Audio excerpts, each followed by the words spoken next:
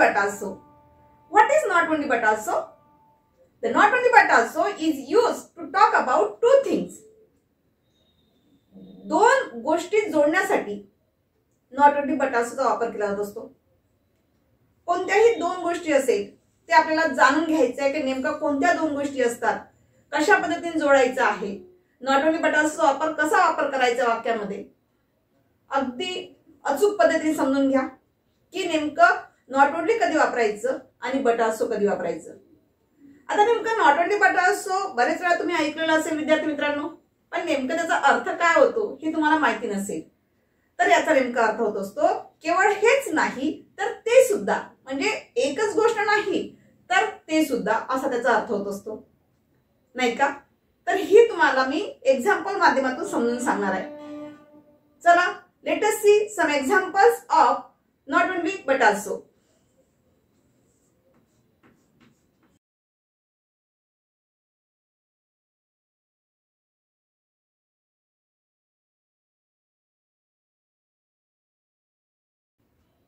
Let us see some examples of not only but also. Number 1.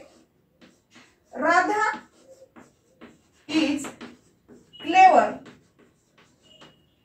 Madhu is also clever. Also clever. बघा इथे काय दिसले तुम्हाला, या वाक्यामध्ये दोन जे सब्जेक्ट दिलेले आहे. पहिला वाक्याचा सब्जेक्ट कोणता आहे? राधा. दुसऱ्या वाक्याचा सब्जेक्ट कोणता आहे? मधु. हे दोन्ही सब्जेक्ट काय दिसत आहे? डिफरंट दिसत आहे, वेगळे दिसत आहे. मग नॉट ओनली बट आल्सोचं काम काय असते? जे दोन गोष्टी जोडण्यासाठी नॉट ओनली बट आल्सोचा वापर केला जात असतो. सगळ्यात पहिले तेच बघायचं वाक्यात कोणत्या दोन गोष्टी आलेल्या आहेत आणि कोणत्या दोन गोष्टी वेगळ्या आहेत ते बघायचं आहे. तर या ठिकाणी राधा एका मुलीचं नाव आहे, मधु हा वेगळा सब्जेक्ट आलेला आहे, बरोबर आहे. तर अशा वेळेस काय करणार, हा जो राहिलेला भाग आहे टू बी फॉर्म, जे काही वाक्य उर्वरित वाक्य आहे फर्स्ट सेंटेन्स मधलं, इथे काय राहिलेलं शिल्लक? Is clever. इथे काय राहिलेलं आहे? Is also clever. आणखी एक विद्यार्थी मित्रांनो लक्षात गोष्ट घ्या. कोणती गोष्ट लक्षात घ्यायची आहे? ज्यावेळेस नॉट ओनली बट आल्सोचा वापर आपल्याला करायचा असतो त्यावेळेस जर वाक्यामध्ये ऑलरेडी जर आल्सो आलेला असेल किंवा त्याच्याशी सिमिलर TOO सारखा शब्द जर आला असेल तर ओमिट दीज वर्ड्स, हे शब्द काढून टाकायचे असतात. म्हणजेच काय, इथे काय शिल्लक राहिलेला आहे? Is clever. दुसऱ्या वाक्यामध्ये सुद्धा काय शिल्लक राहिलेला आहे? इज क्लेवर, बरोबर आहे. म्हणजेच अशा वेळेस काय करायचं, पहिल्या वाक्यातील जो सारखा भाग आहे तो सारखा भाग ओमिट करायचा. म्हणजे इथे इज क्लेवर आहे, हा भाग काढून टाकायचा. इज क्लेवर, ठीक आहे. मग आता इथे काय राहिलेला? राधा. या राधाला घ्या, इथे काय राहिलेला आहे ते बघायचं. पहिल्या वाक्यात फक्त काय राहिलेला? राधा. मग याला जोडण्यासाठी कसा वापर करायचा? सब्जेक्टच्या ठिकाणी. म्हणजे सब्जेक्टच्या सुरुवातीला काय घ्यावं लागेल? Not only Radha. Not only Radha घेतला आपण. हा जो फुल स्टॉप आहे या फुल स्टॉपला कट करून काय घ्यावं लागेल? But also. But also. दुसऱ्या वाक्याचा सब्जेक्ट कोणता आहे? मधु. मधु इज क्लेवर. राहिलेला जो भाग आहे तो भाग जोडून द्यायचा. बघा कसं झालेलं उत्तर. Not only Radha but also Madhu is clever. म्हणजे केवळ राधाच हुशार आहे असं नाही तर मधु सुद्धा तेवढीच काय आहे? हुशार आहे. अशा प्रकारचं ते वाक्य व्हायला पाहिजे. म्हणजे अर्थ न बदलता तुम्हाला काय करायचं आहे? नॉट ओनली बट आल्सोचा वापर करायचा आहे. आलं लक्षात?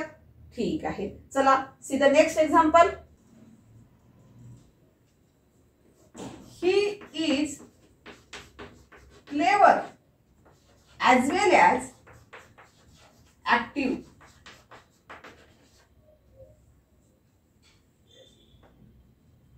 तो हुशार आहे त्याचप्रमाणे ऍक्टिव्ह पण आहे, बरोबर आहे. आता आपल्याला याच्यामध्ये जर use not only but also करायचं असेल तर नेमकं कसं करणार? बघा, सुरुवातीला जे वाक्य बघितलं त्या वाक्यामध्ये किती वाक्य होती? 2 वाक्य होते. या वाक्यामध्ये किती वाक्य दिसत आहेत? 1 सेंटेन्स दिसतोय, एकच सेंटेन्स दिसते आहे, बरोबर आहे. मग अशा वेळेस काय करायचं? सगळ्यात पहिले नजर टाकायची कोणत्या शब्दाने दोन शब्द जोडले गेलेले आहे. असा कोणता शब्द दिसतोय तुम्हाला? ॲज वेल ॲज. तर सगळ्यात पहिले याला कट करायचं, ओमिट धिस, हे काढून टाकायचं. मग आता इथे कार आलेला आहे, एकच सब्जेक्ट आहे, एकच टू बी फॉर्म आलेला आहे, वर्ब आलेला आहे, बरोबर आहे. मग इथे कोणत्या दोन गोष्टी जोडलेल्या होत्या पहिले बघायचं. या ॲज वेल ॲजने कोणत्या दोन गोष्टी जोडलेल्या होत्या? हे दोन ऍडजेक्टिव्ह जोडलेले होते. काय जोडले होते? दोन ऍडजेक्टिव्ह, म्हणजे क्लेवर आणि ऍक्टिव्ह. मग आता आपल्याला नॉट ओनली बटाचा वापर करायचा असेल फक्त, तर अशा वेळेस फक्त त्या दोनच शब्दाकडे लक्ष ठेवायचं. कोणत्या दोन शब्दाकडे? क्लेवर आणि ऍक्टिव्ह. Both are adjective. हे दोन्ही कसे आहेत? ऍडजेक्टिव्ह आहेत. म्हणून नॉट ओनली बटाचा यूज करताना त्याच पद्धतीने करायचा की पहिल्या ऍडजेक्टिव्ह समोर नॉट ओनली वापरा, दुसऱ्या ऍडजेक्टिव्ह समोर बटासोनी जोडायचं आहे. चला बघूया कसं होते. तर he is not only clever but also active.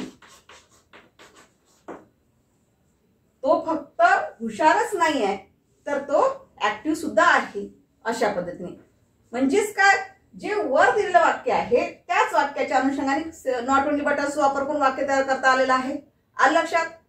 प्रत्येक वाक्य वेगवेगळं आहे. मग आपण जे वाक्य शिकलो होतं फर्स्ट सेंटेन्स, याच्यामध्ये दोन सेंटेन्स दिले होते. दोन सेंटेन्स मला जो सब्जेक्ट आहे तो सब्जेक्ट वेगळा आला होता, म्हणून joining two subject not only but also. म्हणून आपण काय केलं होतं, अशा वेळेस दोन सब्जेक्ट जर वेगळे असेल तर अशा वेळेस join two subjects not only but also. म्हणून पहिल्या सब्जेक्टच्या वेळेस नॉट ओनली राधा घेतलं होतं आणि दुसऱ्या सब्जेक्टला जोडण्यासाठी बटासोचा वापर केला होता. पण सेकंड सेंटेन्स मध्ये लगेच काय केलेलं आहे? मी एकच सेंटेन्स दिलेला आहे, तर पण त्याला दोन ऍडजेक्टिव्ह जोडण्यासाठी कशाचा वापर केलेला आहे इथे? ॲज वेल ॲज. जर ॲज वेल ॲज आलं असेल किंवा अँड आलेलं असेल तर अशा वेळेस ते कट करायचं, ओमिट करायचं, रिमूव्ह इन अ सेंटेन्स, वाक्यामधून काढायचं असते ते घ्यायचे नसतात तसे शब्द. तर ते काढल्यानंतर जो शब्द या ठिकाणी आलेला आहे, ॲज वेल ॲज झालं, अँड झालं, त्यांनी कोणते दोन शब्द किंवा कुठल्या ऍडजेक्टिव्हला जोडल्या गेलेल्या आहेत ते पहिले बघायचं नॉट ओनलीचा वापर करताना. चुकून जर तुम्ही सुरुवातीला मॅडमनी पहिल्या वाक्यामध्ये सुरुवातीला नॉट ओनली घेतला आहे म्हणून आपण इथे पण नॉट ओनली घ्यायचं सुरुवातीला, हा रूल लागत मित्र हो. त्याच्यामुळे ती गोष्ट खबरदारी म्हणून लक्षात ठेवायची आहे तुम्हाला, की जेणेकरून तुमच्या चुका होणार नाही. प्रत्येक वाक्यामध्ये हा डिफरन्स लक्षात घ्यायचा आहे तुम्हाला. ठीक आहे, चला पुन्हा सांगते. या ठिकाणी ॲज वेल ॲज जोडलं असल्यामुळे या पहिल्या ऍडजेक्टिव्हच्या आधी काय घेतलेलं आपण? Not only. दुसऱ्या ऍडजेक्टिव्हच्या आधी बटासोनी वाक्य तयार केलेलं आहे, जोडल्या गेलेलं आहे, बटासोनी वाक्य जोडल्या गेलेलं आहे. बघा म्हणजे उत्तर कसं झालेलं आहे? He is not only clever but also active. ठीक आहे, चला see the next sentence. Sagar speaks Marathi and English.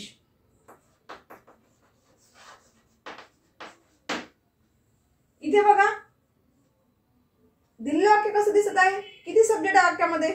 एकच सब्जेक्ट आहे. कोणता सब्जेक्ट आलेला आहे? सागर. पण दोन गोष्टी केलेल्या दिसत आहे. कोणत्या दोन गोष्टी? तो मराठी पण बोलतो आणि इंग्लिश मध्ये पण बोलतो. आपला रूल काय सांगतोय नॉट ओनली बटासोचा? To talk about two things. दोन गोष्टीविषयी सांगणे, दोन गोष्टीविषयी बोलणे, यासाठी आपण नॉट ओनली बटाचा वापर करत असतो. मग इथे तुम्हाला असा कोणता शब्द दिसतो आहे की जो ज्याने ते दोन शब्द जोडल्या गेलेले आहे? ते दोन शब्द जोडल्या गेले. कोणता शब्द दिसतो आहे? कोणता शब्द आहे तो? अँड. बरोबर आहे. अँडला कट करा, कारण आपल्याला अँडला जर ठेवलं तर नॉट ओनली बटाचा लावता येईल का?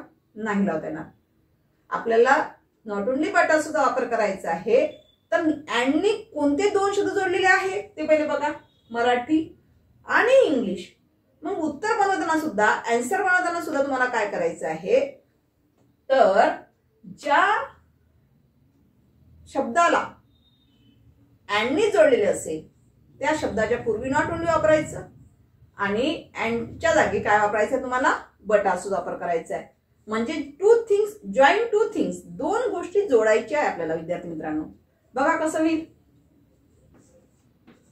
सागर स्पीक्स नॉट ओनली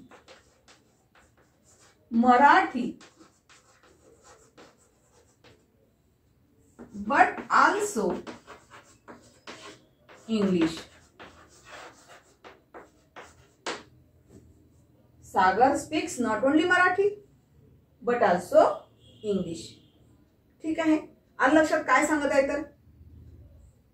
बघांच्या वाक्यामध्ये प्रत्येक वाक्य डिफरंट आहे नॉट ओनली बट ऑल्सो शिकत असताना. फर्स्ट सेंटेन्स मध्ये जर सब्जेक्ट दोन वेगवेगळे आले असेल तर अशा वेळेस कशामध्ये वापर करायचा ते सांगितलं. जर ऍज वेल ऍज दोन गोष्टी जोडल्या असेल त्यावेळेस नॉट ओनली बट ऑल्सो वापर कसा करायचा ते बघितलं. जर अँडनी जर दोन ऑब्जेक्ट, हे काय झालेलं आहे, ऑब्जेक्ट आहे मराठी आणि इंग्लिश, जर दोन ऑब्जेक्ट अँडनी जोडले असेल तर अशा वेळेस सुद्धा काय करायचं आहे, नॉट ओनली बट ऑल्सो वापर कसा करायचा हे आपण बघितलेलं आहे. ठीक आहे. तर यानंतर तुम्हाला काही मी एक वाक्य देणार जे की तुम्हाला होमवर्क म्हणून करायचं आहे. एक सेंटेन्स तुम्हाला होमवर्क म्हणून देते, ते होमवर्क म्हणून करून बघा. नाही आलं तर मला सांगा. ज्या विद्यार्थ्यांना येत असेल त्यांनी कॉमेंट मध्ये मला नक्की पाठवा. बघा या ठिकाणी मी काय सांगते आहे, Kedar pledge cricket and tennis. Kedar pledge cricket and tennis असे एक वाक्य दिलेले आहे तुम्हाला. ज्या विद्यार्थ्यांना या सेंटेन्सचा आन्सर येत असेल त्यांनी कॉमेंट मध्ये मला नक्की कळवा. In the next video you will see the remaining part of not only but also. Thank you.